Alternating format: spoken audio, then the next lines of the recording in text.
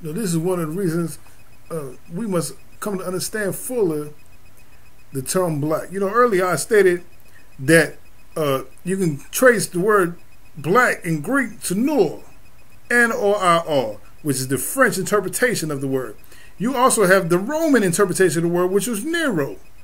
You also have the original Greek interpretation of the word, which was necro. From the word necro, you get the Spanish interpretation of the word, which is negro. Or in the feminine version, negra. When the Spaniards came over here, it was enslaving people left and right, they called them negro as an insult, right? Which is black. They call them black from the Greek word necro, which means dead or black like dead, black. Black is death, right? Because when the European bodies would die, what color would they turn? They would turn black. So black and death became synonymous, or the color black and synonymous in their language, when they used their languages, became synonymous with death. They became one with each other.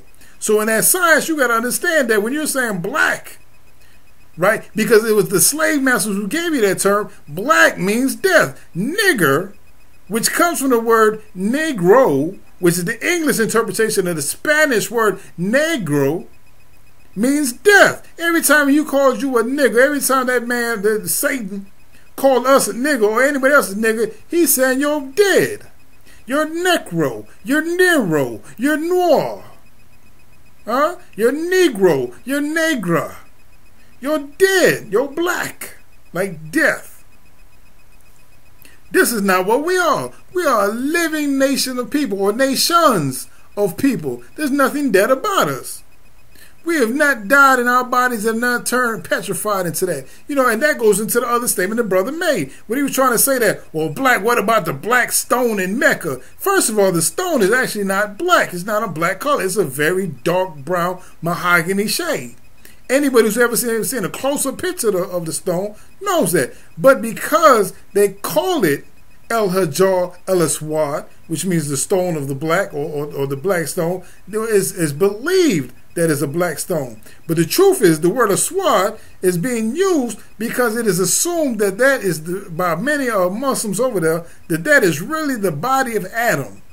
And it is grown together and is petrified into a stony form, a hard body. There's a whole lot of them that believe that. And because of that, they believe that, that's the body of Adam that they got over there. Right? And so it's called El Hajar El Aswad for them people. Now, of the darker complexion, the dark skin, because they know that Adam was a darker complected person. Just like Noah was, just like Enoch was, just like Abraham was. And all of this goes back into Islam, right? He made the statement that, the Moors weren't Islamic, or there were no such thing as Moors until Islam came into North Africa. But that's wrong, right? And Adam, according to the Holy Quran in Mecca, was a Muslim. Enoch was a Muslim. Noah was a Muslim. Abraham was one who named people who followed the religion of Islam Muslims. That means it originated before that.